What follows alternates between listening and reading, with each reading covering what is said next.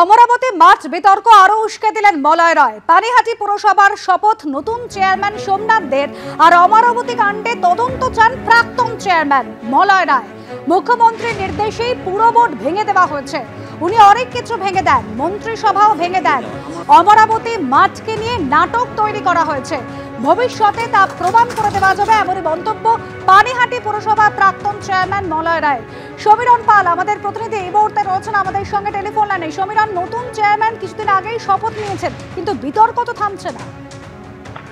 কিছুক্ষণ আগেই নতুন পুরপ্রধান সোমনাথ দে ব্যারাকপুরের মহকুমা শাসক সৌরভ বারিকের উপস্থিতিতে তিনি শপথ গ্রহণ করেন এবং শপথ গ্রহণের পর্ব শেষ হওয়ার পরপরই এসে পৌঁছন প্রাক্তন পুরপ্রধান মলয় রায় এবং তিনি আসার পরপরই ফের অমরাবতী মাঠ প্রসঙ্গ তিনি উস্কে দেন এবং তিনি যেটা বলেন যে মুখ্যমন্ত্রীর নির্দেশে পুরো বোর্ড ভেঙে দেওয়া হয়েছে এবং তিনি এটা কোনো নতুন ঘটনা নয় এমনই বোঝাতে চেয়েছেন যে মুখ্যমন্ত্রী তো মাঝে মধ্যে মন্ত্রিসভাও ভেঙে দেন, সুতরাং তার কাছে এটা নতুন কিছু নয়, কিন্তু দলের নির্দেশ তিনি পদত্যাগ করেছেন। কিন্তু তিনি পদত্যাগ করলেও তিনি বারবার একই প্রসঙ্গে তিনি সরব হয়েছেন যে অমরাবতী মাঠ দখল করে প্রমোটিং করা হচ্ছে, যে অভিযোগ আনা হয়েছিল সেই অভিযোগকে সামনে রেখেই তার এই পদত্যাগ পর্ব এবং রাজ্যের পুরমন্ত্রী তাকে পদত্যাগ করার নির্দেশ দিয়েছিলেন। পরবর্তীকালে তিনি পুরমন্ত্রীর বাড়িতে যান এবং সেখানে গিয়ে তিনি পদত্যাগপত্র জমা দিয়ে আসেন এবং পরবর্তীকালে দলের তরফ থেকে তাকে ক্লিন চিটও দেওয়া হয়েছিল বলে তিনি দাবি করেছিলেন। কিন্তু তিনি যেটা বলতে চাইছেন যে অমরাবতী মাঠ কোনো চক্রান্ত করে প্রমোটিং এর সঙ্গে যুক্ত করে দেওয়ার সঙ্গে তিনি কোনোভাবে যুক্ত ছিলেন না।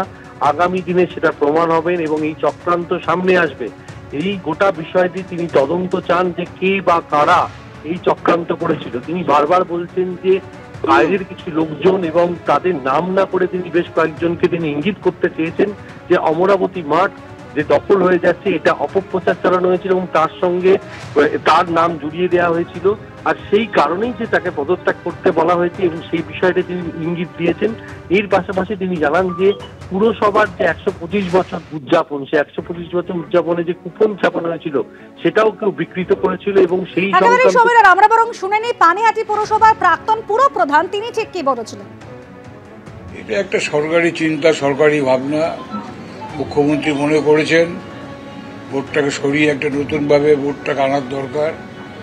উনি মনে করেছেন ভোট ভেঙেছে, আমি সরেছি, অসুবিধার কি আছে? ভূমিকা কি? আমি দল করি, দলের একনিষ্ঠ কর্মী, দলের সঙ্গেই আছি, দলের সঙ্গে থাকবো।